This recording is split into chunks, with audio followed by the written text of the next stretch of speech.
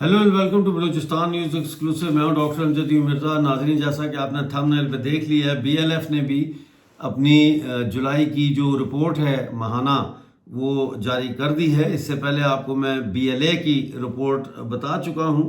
BLF की जो report आई है उसमें उन्होंने 122 हमले किए हैं, 126 एफसी और आर्मी एहलकार समेत और पाकिस्तानी मुखबर और एजेंट समेत जो है 126 हलाक किए हैं। और इसकी रिपोर्ट मैं अभी आपके सामने पेश करता हूँ। उसके पहले मैं आपको ये बता दूँ कि जो पाकिस्तान के अंदर नाज़रीन तुर्बत बलेदा अल नदूर मजन कोर से नामालूम शख्स की लाश बरामद हुई है और मकतूल के गर्दन में कहते हैं गोलियां लगी हैं। इसके अलावा मैं आपको हमले बता देता हूं अभी तक जो हुए हैं रिसेंटली। उसमें सोबतपुर के इलाके ओचलंग में नामालूम अफराद ने फायरिंग करके रियासती मुखबर और डेथ स्क्वाड के कारिंदे बाबुल वल्द मीर कौम जथ को हलाक कर दिया है। ये तस्वीर है। बलोच नेशनलिस्ट आर्मी ने केज के इलाके तुप में तामीराती कंपनी की गाड़ी को फायरिंग करके आग लगा दी। मैं आपको ये बताता चलूं कि पिछले 3 हफ्तों में नाजरीन पाकिस्तानी फौज को बहुत नुकसान हुआ है। वो तो एक अलहदा है कि जिस तरह 22 फौजी मारे गए वहाँ कैंप पर जब हमला हुआ पंजगोर में, लेकिन पिछले 3 हफ्तों में 4 मेजर रैंक के फौजी हलाक हुए हैं, जिसमें एक कैप्टन शदीद ज़ख्मी है। आपको याद है कि बीएलए ने 2 दिन पहले मेजर रिजवान को भी हलाक किया था। तो उनको मिला के 3 हफ्तों में 4 मेजर रैंक के फौजी शामिल हैं। अब आपको मैं लेके चलता हूं जो हमारी रिपोर्ट है हमारे पास आई है बीएलएफ की मंथली रिपोर्ट, उसकी तरफ चलते हैं। और मैं आपको उसमें बताना चाहूँगा कि इस वक्त की जो ताज़ा तरीन नाज़रीन बलूचिस्तान लिबरेशन फ्रंट की जुलाई की रिपोर्ट के मुताबिक जो है वो 122 हमलों में 126 एफसी आर्मी एहलकार समेत पाकिस्तान के एजेंट हलाक करने का दावा उन्होंने किया है। तफसील कुछ यूँ है कि बलूचिस्तान लिबरेशन फ्रंट के माहाना हमलों की रिपोर्ट में जुलाई में बीएलएफ के कर्मचारियों ने पाकिस्तान के मजमूई तौर पर 122 पाकिस्तानी उन पर हमले किए हैं पाकिस्तान पर, जिनमें 126 फौजी, पुलिस एहलकार और रियासती एहलकार जो है वो हलाक किए गए। इनमें से 106 एफसी के हैं और आर्मी के एहलकार हैं 106, 9 इंटेलिजेंस एजेंसियों के एहलकार हैं, 4 एसएसजी कमांडोज हैं, 4 एजेंट हैं, 3 पुलिस एहलकार शामिल हैं। इसके अलावा 78 यानी 78 पाकिस्तानी सिक्योरिटी फोर्सेस और फौजी, और ये जितने मैंने बताया इनमें 78 जो है इसके अलावा वो ज़ख्मी हुए हैं। यानी 106 एफसी आर्मी के लोग, 9 इंटेलिजेंस एहलकार, 4 एसएसजी कमांडोज, 4 एजेंट और 3 पुलिस एहलकार हलाक हुए हैं और 78 जो है वो ज़ख्मी हुए हैं। पुलिस पर 5, मिलिट्री इंटेलिजेंस पर 2, कोस्ट गार्ड पर 1 और कस्टम पर 2 हमले किए गए हैं। कार्रवाइयों के दौरान पाकिस्तान की 33 गाड़ियों को तबाह या नाकारा किया गया है।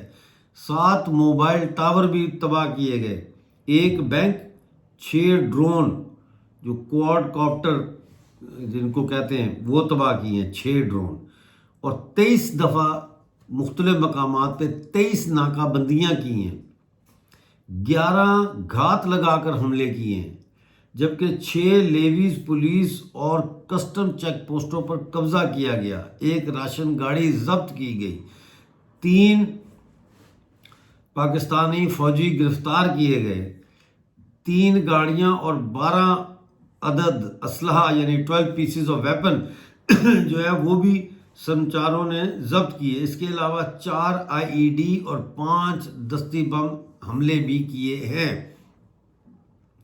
یہ میں آپ کو دوبارہ سنا دیتا ہوں. کارروائیوں کے دوران یعنی BLF نے جو کارروائیاں کی ہیں اس کے ڈیورنگ دیٹ اس کے دوران انہوں نے پاکستانی فوج اور سیکیورٹی ایجنسیز کی 33 گاڑیاں تباہ یا ناکارہ کی ہیں.